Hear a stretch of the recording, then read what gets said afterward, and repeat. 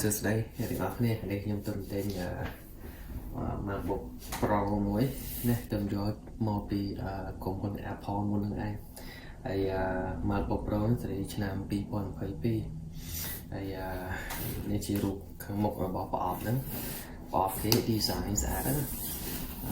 នេះបើកជាងចាំបើកពីខាងនេះមកហើយនេះគេដាក់ MacBook Pro ហើយនេះជា configuration MacBook Pro ហ្នឹងឥឡូវនេះគេប្រើប្រភេទ M2 chip ប្រភេទ chip ថ្មីដែលពួក Apple គេបង្កើតក្រុមហ៊ុនផលិតខ្លួនឯងកាលមុនអត់ទេកាលមុនឲ្យ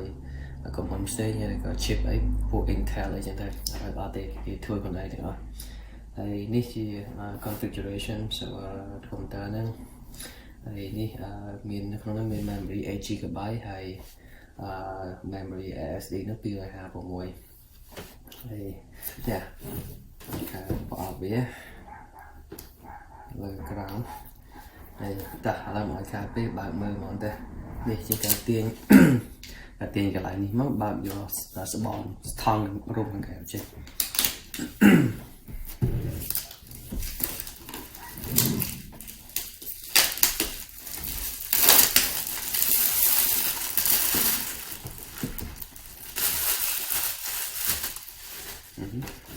ហើយ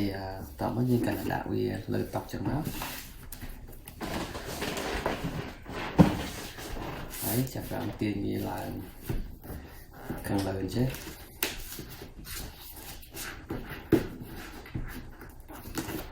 ចាំមើលទៅខាងក្នុងនោះមានអីខ្លះ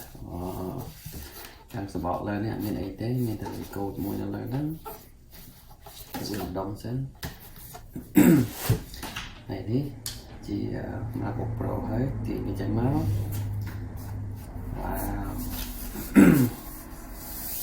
នេះជារំសបោអញ្ចឹងកន្លែងបើកវាដាក់ទាញមក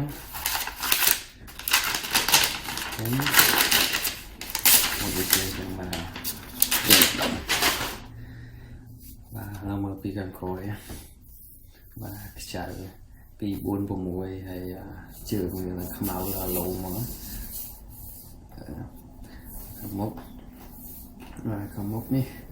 logo Apple logo ហ្នឹងលើមុនចេញភ្លើងឥឡូវចេញភ្លើងលើមុនគេដាក់ភ្លើងនៅក្រោយហ្នឹងអានេះអត់ទេចាំងតែម្ដងហើយមើលខាងនេះវ៉ាវនឹងលយមកវាពីសាយមើលទៅមានការហាប់ឡែនល្អហ្មងហើយនេះខាងមុខទីចាំបើកវាឡើងឥឡូវមើលប្រអប់มันមានមកជាមួយអីខ្លះប្រអប់នេះមានសភៅ design មួយសភៅហ្នឹងមានវាបើកវាអីចឹងទៅហើយ Apple logo មួយហ្នឹងវាមាន warranty ហ្នឹងមួយទៀតwarranty ហ្នឹងអត់មានផងធម្មតាវាមកជាមួយ warranty មួយឆ្នាំចាំមានការខូចខាតអីគេជួសជុលអត់គិតថ្លៃក្នុងរយៈពេលមួយឆ្នាំ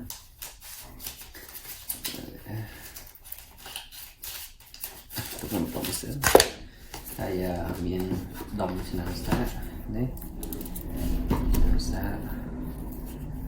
ឆ្នាំងសាកធម្មតាហ្នឹង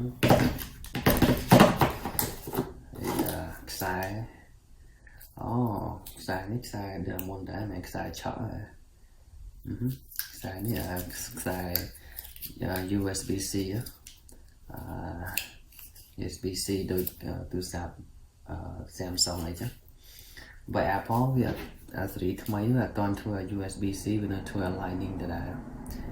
តែ iPad មាន USB-C ឥឡូវ Mac វាអត់ទាន់ដូរទៅព្រោះឥឡូវគេដូរទៅឆក់វិញ MagSafe វិញតែអានេះអត់ទាន់ដូរទៅ MagSafe អូខេនៅក្នុងប្រអប់មានប៉ុណ្្នឹងឯងចូលវិញទុកវាមកដុំសិនហើយដ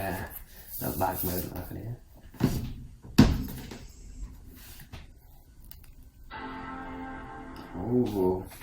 កាន់តែបើកទៅវា